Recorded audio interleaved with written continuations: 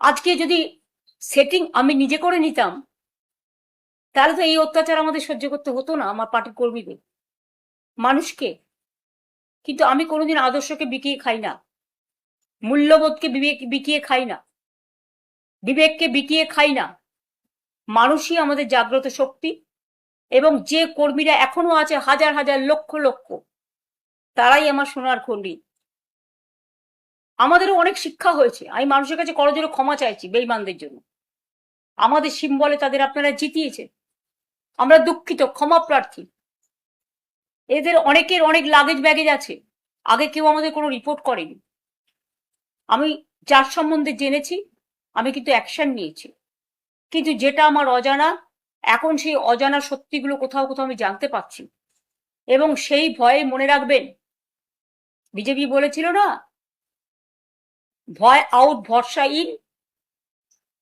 এদের ভয় ইন ভরসা আউট দেখিয়ে ভরসা ইন ভয় আউট করাচ্ছেন। এবং যাদেরই লাগেজ ব্যাগেজ প্যাকেজ আছে, তারাই কিন্তু আজকে বিজেপির কোলে দোলা খাচ্ছে। তাদের দোলা খেতে দিন। আমাদের সারা জীবনই সংগ্রাম করে বাঁচতে হয়েছে। যখন আমাদের সরকারও ক্ষমতায় ছিল, যখন বিরোধী দলে ছিলাম, সংগ্রাম করতাম, মার খেতাম, কিন্তু লড়াই কখনো থামাইনি। আজও বলি, আমরা যখন ক্ষমতায় ছিলাম কেন্দ্রীয় সরকার সব টাকা আমাদের বন্ধ করে দিয়েছিলেন, তা সত্ত্বেও আমরা কিন্তু প্রায় 105টা সামাজিক প্রকল্প সাধারণ মানুষের জন্য করেছিলাম। আজকে দেখতে হচ্ছে, আমি নানা রকম ইউটিউবে দেখছি, ডিজিটালে দেখছি, কেউ খালি ভাত, কারো পাতে একটু ডিম নেই, কারো নামে অন্নপূর্ণা ভান্ডারে সংবাদ মাধ্যমে যা দেখছি, হঠাৎ করে 500 কোটি টাকা 400 কোটি টাকা ঢুকে গেছে, আর কেউ অন্নপূর্ণা ভান্ডার 1 মাস পেয়ে তারপরের মাসে আর পায়নি। বা অনেকে আছে যারা লক্ষ্মীর ভান্ডার পেতেন, আমার ঘরের মা বোনেরা, তাদের প্রায় 1 থেকে 1.5 কোটি বাদ দিয়ে দেওয়া হয়েছে। মিড ডে মিল ওয়ার্কারদের, যারা রান্না করত, যারা মিড ডে মিল দেখতো, একটা করে ডিম খাওয়ার জন্য ছেলেমেয়েরা স্কুলে আসতো, পেট ভরে দুটো ভাত খেত, কিছু সাথে করে নিয়েও যেত। এবং সেই জন্যই কিন্তু মনে রাখবেন, বেঙ্গলে ড্রপ আউট রেটটা প্রাইমারিতে আমরা 0 করে দিয়েছিলাম। আর আজকে সেই ছেলেমেয়েরা ক্ষুধার্ত। হকাররা কিছু করে খেত, তাদের আপনারা পছন্দ করতে পারেন, না করতে পারেন। আমি জানি কিছু লোক পছন্দ করেন ফাঁকা রাস্তায় হাঁটতে, হাঁটুন না, অনেক রাস্তা আছে। কলকাতাতে অনেক কিছু হাঁটার জন্য করে দেওয়া হয়েছে, জেলায় জেলায়।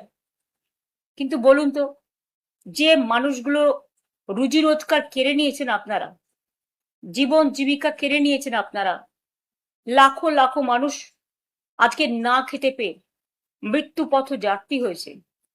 বারুইপুরে এত নৃশংস ঘটনা ঘটলো, শুধু বারুইপুর নয়, যারা বলছেন কামদুনিতে আমি যাইনি, আর যারা বলছেন আমি আরজি করের কেসে যাইনি, তারা ভুল বলছেন। হতে পারে তাদের কাছে তথ্য নেই, আমি নিজে ছুটে গিয়েছিলাম। ঘটনা ঘটার সময় আমি ছিলাম ঝাড়গ্রামে, আমি নিজে ওখান থেকে আস্তে আস্তে গাড়িতে ফোনে কথা বলেছিলাম তাদের পিতা মাতার সাথে। কামদুনিতেও তাদের পরিবারের কাছে আমি ছুটে গিয়েছিলাম, এটা বলবেন না আমি যাইনি। এবং আরজি করের বাড়িতেও আমি ছুটে গিয়েছিলাম, এটা বলবেন না আমি যাইনি।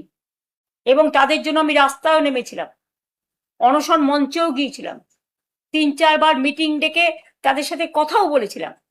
ভুলে যাবেন না, তথ্য কিন্তু সত্য কথা বলে। বলতে হয় বলুন, আমার কোনো আপত্তি নেই, কথা বলাটা তাদের অধিকার, তাদের স্বাধিকার। আমরা কারো অধিকার হরণ করিনি, স্বাধিকার হরণ করিনি।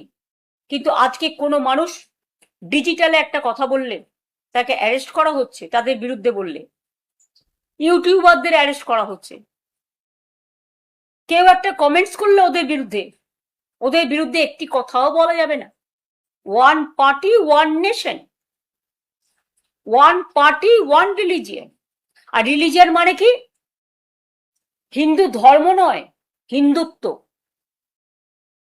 হিন্দু ধর্ম যদি হতো, তাহলে বেনারস থেকে বদ্রীনাথ, বদ্রীনাথ থেকে কাশী, কাশী থেকে আসাম, আসাম থেকে বর্ধমানের সর্বমঙ্গলা মন্দির, সর্বমঙ্গলা মন্দির থেকে পানিহাটি, প্রণামী বাক্স আপনারা লুণ্ঠন করতেন না।